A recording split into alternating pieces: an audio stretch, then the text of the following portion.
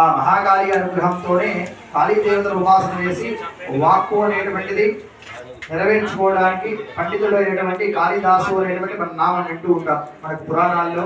అలాగే రఘువంశ మహాకావ్యాలు రాసినటువంటి ఆయన వాగ్భవ బీజాలిష్టము అనేటువంటి బీజాక్షరాన్ని అమ్మవారిని ఉపాసన చేస్తూ ఆ బీజాక్షర అమ్మవారే స్వయంగా వచ్చి ఆ పూజా హోమం చేయడం వల్ల అమ్మవారే వారి నాలుక మీద కాళీ అనేటువంటి మంత్రాన్ని, క్లీం అనేటువంటి బీజాక్షర మంత్రాన్ని రాసి వెళ్తూ ఉంది.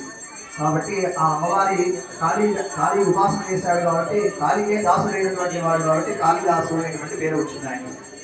అలా అమ్మవారి ఎందరో ఉపాసన చేస్తూ ఈ దేవి మహాత్యాన్ని పొందారు, అమ్మవారి అనుగ్రహాన్ని పొందారు. ఈ దేవి మహాత్యంలో మొదటి అధ్యాయము మార్కండేయ మహర్షి ప్రారంభం చేస్తూ చెప్తూ ఉంటాడు. సురథో వైశ్య నామ రాజాభూత్ సమస్తే క్షిరిమండలే అని.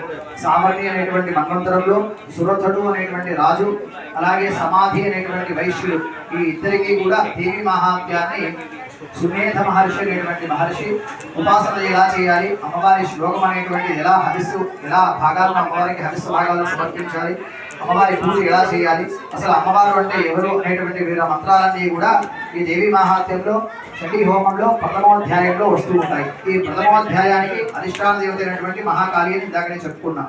ఆ మహాకాళి రూపకంగా అమ్మవారి ఉపాసన ప్రారంభమవుతుంది. కాబట్టి మనమందరూ కూడా శ్రద్ధగా అమ్మవారిని మహాకాళి నమః అనుకుంటూ కాళీ ఉపాసన వేస్తూ ఉండాలి.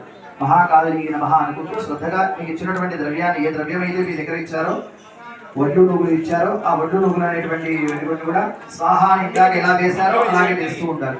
మిగతా హోమాలకు ఈ హోమాలకు ఉన్నటువంటి ముఖ్యమైనటువంటి గమనిక సూచిక ఏదంటే ఈ హోమాన్ని మధ్యలో ఆపడం కానీ మధ్యలో విరామం చేయడం కానీ ఉండదు. సంపూర్ణంగా కొనసాగిస్తూనే ఉండాలి. ఒకసారి మధ్యలో ఆపామంటే మళ్ళీ మొదటి నుంచి తీసుకొని వెళ్తూ ఉండాలి. కాబట్టి శ్రద్ధగా ఇక్కడనే ధ్యానం చేస్తూ అమ్మవారిని ఉపాసన చేస్తూ ఉండండి. మధ్యలో ఒక 2 కాలం ఉంటుంది. ఆ కాలంలో కావాలంటే ఏమైనా మాట్లాడుకోవడం చేయండి, కానీ మధ్యలో మాత్రం మాట్లాడకుండా శ్రద్ధగా ఇక్కడనే చేస్తూ ఉండండి. మొదటి అధ్యాయం అంతా కూడా మహాకాళీ రూపంతో ఉంటుంది. మహాకాళీ నమః అనుకుంటూ కాళికాళీని స్మరణ చేస్తూ వేస్తూ ఉండండి. జై జగదంబలోక విశ్వపావని మాతకి, చండీ పరాదేవతకు, శ్రీ మహాకాళీ మాతకి. రెండో అధ్యాయం ప్రారంభమవుతుంది. ఈ రెండో అధ్యాయం అంతా కూడా మహాలక్ష్మి రూపంలో అమ్మవారు విరాజిల్లుతూ ఉంటుంది. మహాలక్ష్మి నమః అనుకుంటూ లక్ష్మీదేవిని ప్రార్థన చేస్తూ ఉండండి. మహాలక్ష్మి స్మరణ చేస్తూ మీకు ఇచ్చినటువంటి ద్రవ్యాన్ని వేస్తూ ఉండండి.